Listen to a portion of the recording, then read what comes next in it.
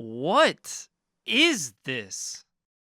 Okay, in case you missed it, from the people that brought you iRacing, the gold standard for the competitive online racing sim genre, here is a silly arcade game. I, like so many others, was blown away by this announcement. This seemed like they planned out some elaborate April Fool's joke, but it is very much so a real thing that is launching this December. And for now at least, you can check out the demo right now. I have dumped so many hours into iRacing myself that even though iRacing Arcade comes out of left field and seems totally non serious, I just had to try it. The demo, sadly, is only one level, Tsukuba GP, and only one class of cars, the Porsche GT car. It also doesn't appear to be online either, so you will only be playing against computer-powered AI race cars in the demo. This is not a beta or an online stress test or anything like that.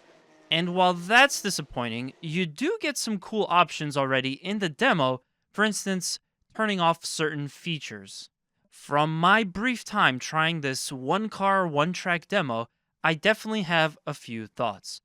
So let me reiterate firstly that this is an arcade racer, but it actually takes a lot of factors crucial to sim racing into consideration, such as traction and trail braking. There is tire wear in iRacing Arcade, which also comes with tire rubber buildup on the track as you play, and I like that a lot because it's a really nice touch, which, once again, that's one of those features you can turn on or off.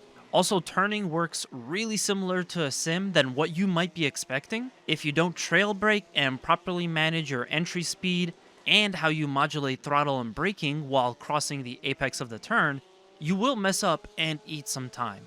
And on that note, much like with the real thing, in iRacing Arcade, it's also easy to spin out if you over throttle at the wrong moment.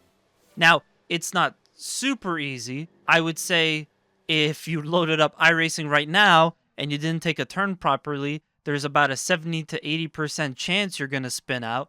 Whereas in this, it's probably closer to like 25 to 30%, but spinouts can still happen here. And once again, that is because they took realistic sim mechanics as a blueprint when making this arcade game. I guess this is just another one of those simcade types of racing games. For science, I wanted to try out how this game works on a race wheel. However, based on the demo, it looks like it does not work on SimRig. Being that there's no option to set up a SimRig peripheral, I'm just assuming that that's not going to be part of this game.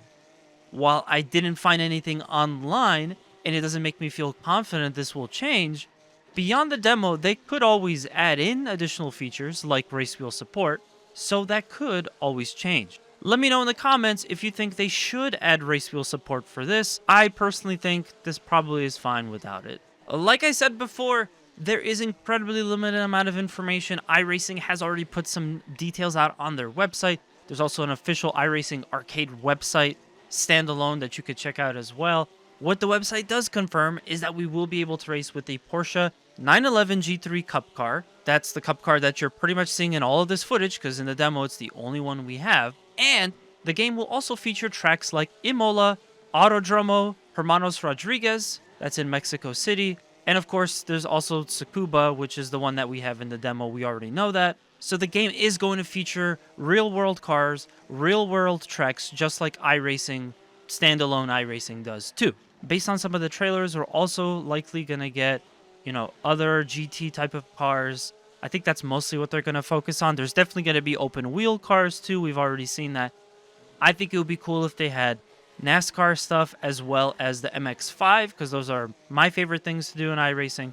The game kind of like emphasizes your player profile, and they have these sort of chibi characters. The cars themselves look very small, like chibi cars or something. They're mini cars, because everything looks a little bit shrunken down. It definitely gives this kind of like a kid game feel.